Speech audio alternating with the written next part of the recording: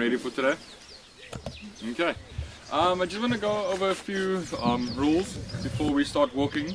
If we get into a very serious encounter, please don't run. It's a very important rule, do not run.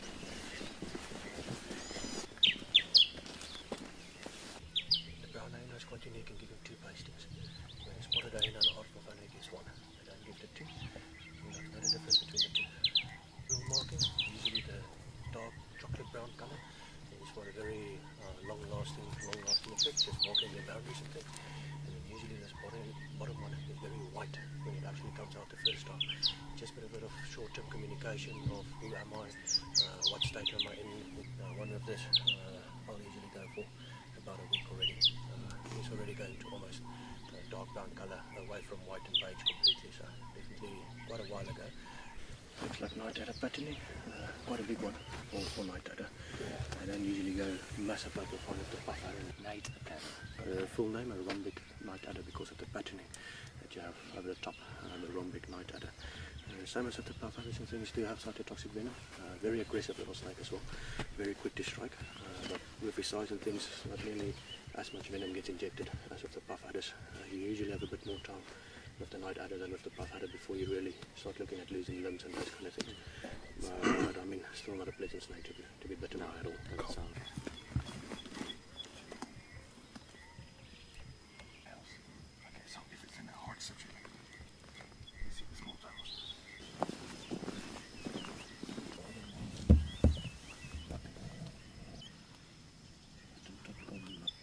Everybody's still staying hydrated. No, it's not very hot, not a lot of water needed.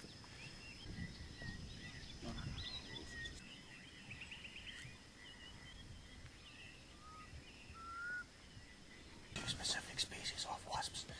A way to usually be able to see whether it's the wasps or that should give you the idea that it's wasp and not termites or ants is the way that it's built.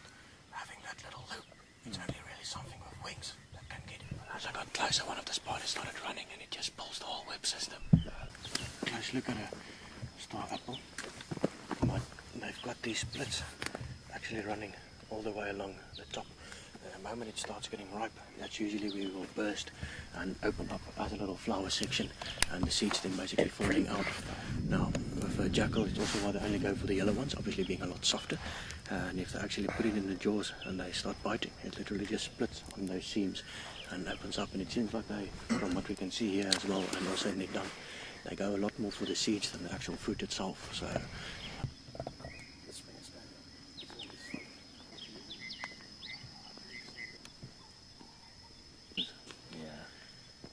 it's one of the main differences between two beetles. You have the blister beetle.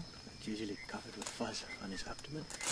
It's also those hairs that creates the blisters, hence the name of the blister beetles. Even if they just fly into you, you get a blister. And then you get the CMR beetle. It's the same setup as what we discussed with the egg eater and the night adder. It's a non-dangerous animal that's giving the impression of being something dangerous, like the blister beetle. Having that bright orange color, they're usually yellow, is the ones that I mainly find, but they range from yellow to orange to red.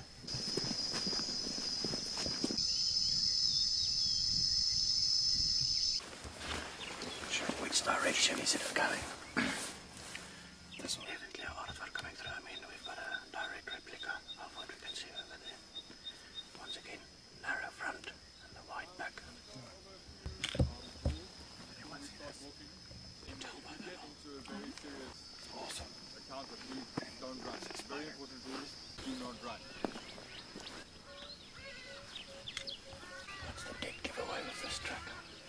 The main difference between them is usually the angle of the toe and the size. Oh, it makes a nice K with the track. Going from the back toe.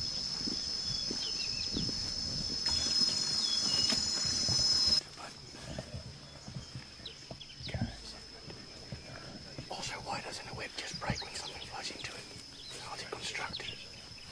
How's it constructed to prevent it from just snapping? Oh, were you not here when we discussed it?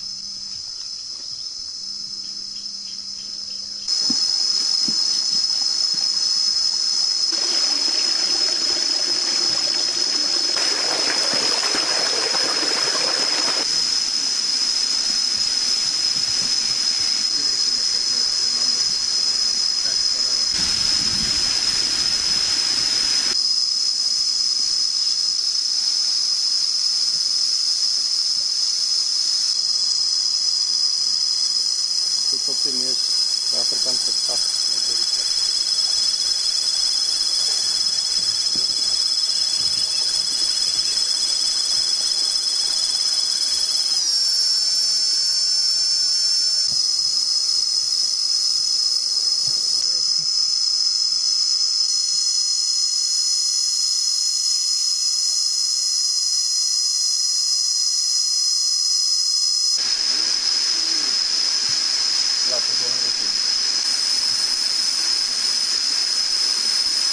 The route we are going to take back, there's a pretty good chance we'll come across some cats, some lions. That's at least the last that we've been notified on the radio that they're still around there. But that is the area we're going to be going through. Amazing. Absolutely ridiculous. I mean, all guides get their own specialities as time goes on that they specialize in. Myself, for instance, tracks and birds are the two main components that I tend to focus on. Flexible and soft. I think it's once again more display and actually trying to pull things and thinking that it might actually be burning.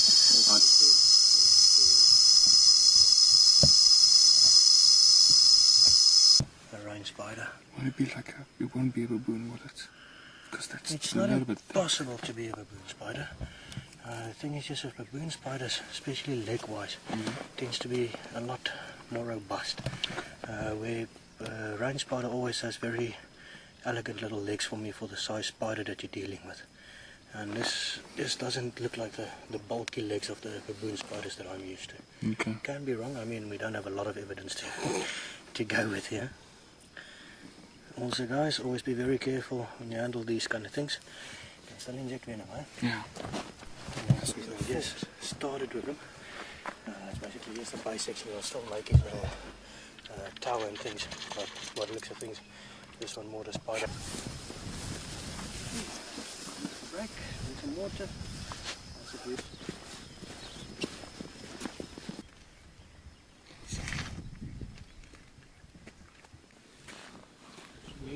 Very wispy.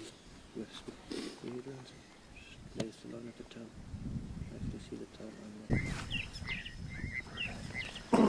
Where's the rest of them? Oh yeah, that's also true. That can be maybe a foot. 1, 2, 3, 4, 5.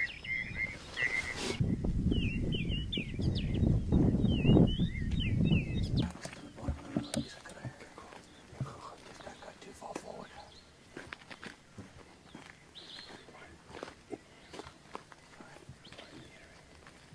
Yeah, I mean, we've been walking over the female structure.